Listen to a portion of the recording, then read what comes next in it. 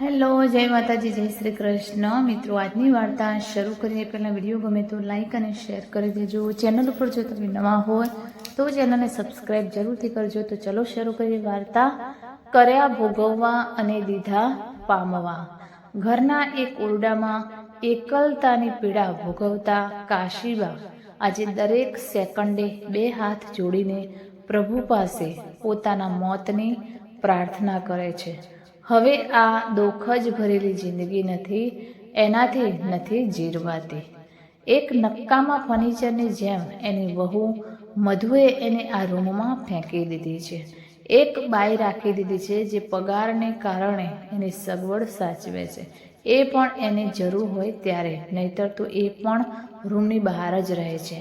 એને પોતાના રૂમમાં રહેવું ગમતું નથી, કારણ એના કયા પ્રમાણે કાશીબા પાસેથી ખૂબ વાસ આવે છે જે એનાથી સહન નથી થતી. વાસ અને મારી પાસેથી કાશીબાનું આત્મસન્માન ઘવાઈને ચકનાચૂર થઈ જાય છે. પણ હવે શું થાય? ઉંમરની લાચારી ભોગવ્યા વગર છૂટકો છે. કાશીબાને પોતાનો ભૂતકાળ વારે વારે યાદ આવી જાય છે. કેવો દબદબો હતો પોતાનો. 3 દેરાણી જેઠાણીમાં પોતે સૌથી મોટી, એટલે બંને દેરાણીને પોતાની આંગળી પર નચાવતી. પોતાના પતિની આવક પર આખા ઘરનો નિભાવ હતો. એ વાતે પણ એના પગ ધરતી પર નહોતા રહેતા. અને માધવ તેઓ પોતાના રૂપથી એટલા અંજાઈ ગયેલા કે બીજા કોઈનું ક્યાં કશું સાંભળતા. બસ કાશી કહે એ જ સાચું.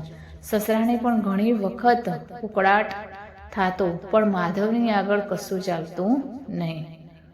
ધીરે ધીરે આ બધું સ્વભાવમાં વણાવા લાગ્યું. કાશીબા કોઈનું સાંભળતા નહીં. બસ હું જે કહું એ જ સાચું. એમની બંને દેરાણીઓ રીતસર ત્રાસી ગયેલી, એટલે બંને દિયર બાપુજીની રજા લઈને જુદા થઈ ગયા.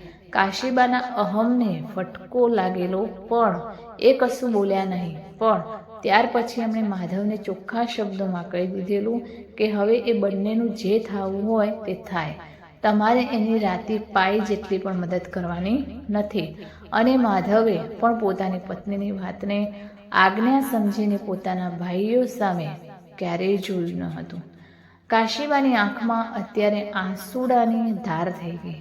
કેટલા હેરાન થયા હતા બે દિયરના પરિવાર, અને પોતે જલસા કરતી હતી. અને જ્યારે પોતાનો દીકરો પરણ્યો ત્યાર પછી મધુ ઉપર પણ વીતવામાં ક્યાં પાછું વળીને જોયું હતું. હે ભગવાન, ત્યારે થોડીક બુદ્ધિ સુધારી દીધી હોત તો એક કોડીલી કન્યા એને આટલી હેરાન કરી એના જ ફળ આજે ભોગવી રહી છું ને. મારે આવી હળધૂત જેવી જિંદગી પસાર કરવી પડે છે. મારો દીકરો પણ નથી આવતો મારી પાસે. મહિનામાં 2 વાર ડૉક્ટરની સાથે આવે છે. મારા રિપોર્ટ વિશે ડૉક્ટરની સાથે વાત કરે છે અને મને તબિયત સાચવવાની ઉપર છેલ્લી સલાહ આપીને જતો રહે છે. હવે સમજાય છે સંતાનનો વિયોગ શું કહેવાય. મેં પણ એને પૂરા 2 વર્ષ એના રવિથી આખો કરી દીધો હતો ને. મધુ બધું ચૂપચાપ સહન કરતી હતી. કદાચ એટલે મારો અત્યાચાર કરવાનો પારો રોજે રોજ વધુ ને વધુ ચડતો હતો. સમર મારો દીકરો એ પણ મને કેટલું માન આપતો હતો. કાયમ મધુને કહેતો, બાનો સ્વભાવ એવો જ છે, તું સમજે છે ને. અને બસ મને ભાવતું જડી જતું. સમરના પપ્પા અને સમર બંને મારી જ તરફદારીમાં હતા. મોટો દીકરો બાયડીનો કર્યાગરો હતો, પણ એ તો પહેલેથી જ નોકરીના નામે નોખો હતો અને મને એની ક્યાં પડી હતી. મારું સગડું સાસુપણું સહેવા માટે મધુ હતી ને. અને કોઈ દિવસ સામે એક શબ્દ ઉચ્ચારતી નહીં. પણ આજે એને બોલાવી થતી નથી. એમાં હું એને ક્યાં દોષ આપું?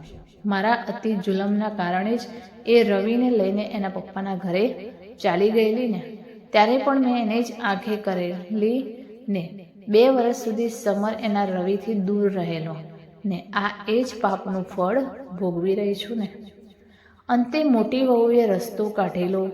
બાજુમાં 2 મકાન લઈને નોખા રહેવાનું. ત્યારે પણ ઘરે ઘરે જઈને મધુનું નામ વગોવેલું ને કે જુઓ આ આજકાલની વહુના સંસ્કાર.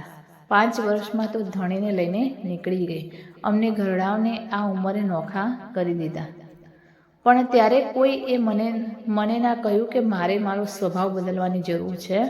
પણ કોનામાં હિંમત હોય એટલી કે મને સલાહ આપે. આ મારી 2 દેરાણી કેવી પોતાના પરિવાર સાથે રાજી ખુશીથી રહે છે. એના પૌત્ર અને પૌત્રી નાતી બધા કેવા ચાહે છે એને.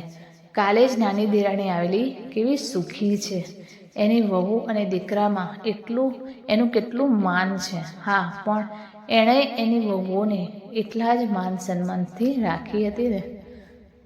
અને મેં મધુનું અપમાન કરવાનો એક મોકો છોડ્યો ન હતો. અરે, મધુ અને સમરને ક્યાંય એકલા ફરવા પણ નથી જવા દીધા. જ્યાં ફરવા જાય ત્યાં હું અને સમરના પપ્પા પણ સાથે જ જતા.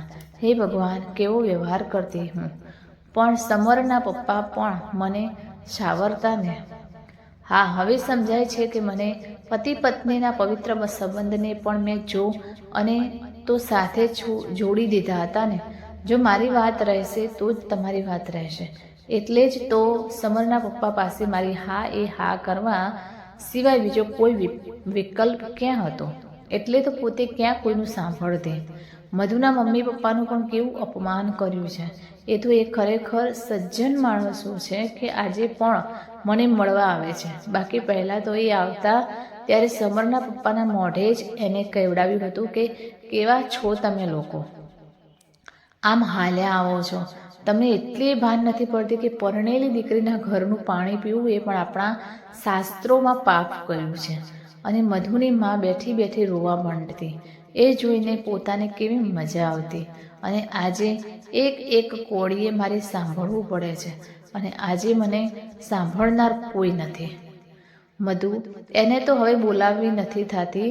જરીક ભૂલમાં કાંઈક કહેવા જાય છે તો પરણીને આવી ત્યારથી શરૂ કરીને મારા બધા કરમ મને સંભળાવવા લાગે છે. એને શું કહું, મને જ પાવર હતો મારા રૂપનો, મારા ધણીના મોટા હોદ્દાની નોકરીનો. પણ હું ભૂલી ગયેલી.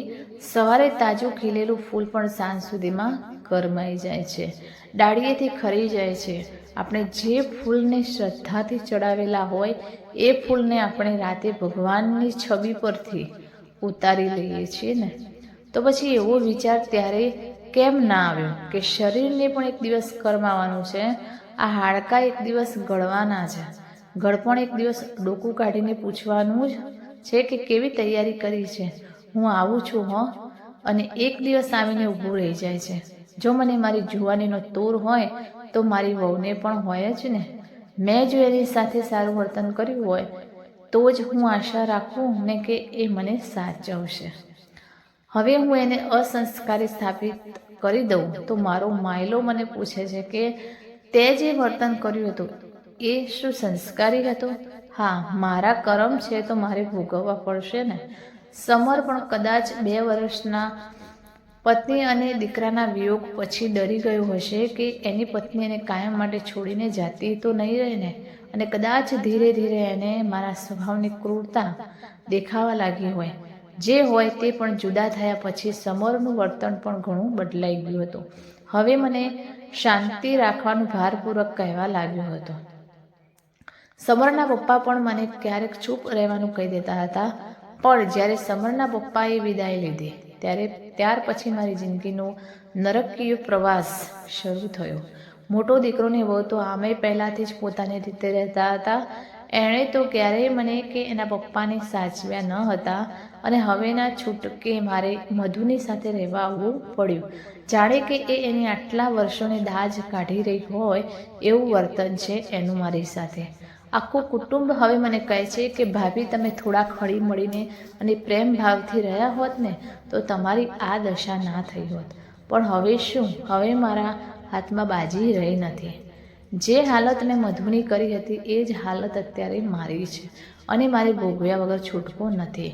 કોઈએ સાચું જ કહ્યું છે કે 100 દાડા સાસુના ને 1 દાડો વહુનો. આજે તો કોઈ મધુને એમ કહે છે કે તમારા સાસુનું ધ્યાન રાખવું તો મધુ એને કહી દે છે કે જાઓ તો તમે એને તમારી સાથે લઈ જાઓ, રાખો તો ખબર પડે. હશે કરેલા ભોગવવા અને દીધા પામવા. કરેલા કર્મના બદલા દેવા જ પડે છે. તો મિત્રો આ કહાની તમને કેવી લાગી તે કોમેન્ટ કરીને જણાવશો અને વિડીયો પસંદ આવ્યો હોય તો લાઈક અને શેર કરજો તથા ચેનલ પર નવા હોય તો ચેનલને સબસ્ક્રાઈબ જરૂરથી કરજો. ફરી મળીશું એક નવા વિડીયો સાથે ને નવી વાર્તા સાથે. ત્યાં સુધી નમસ્તે, જય માતાજી, જય શ્રી કૃષ્ણ, હર હર મહાદેવ. Thanks for watching.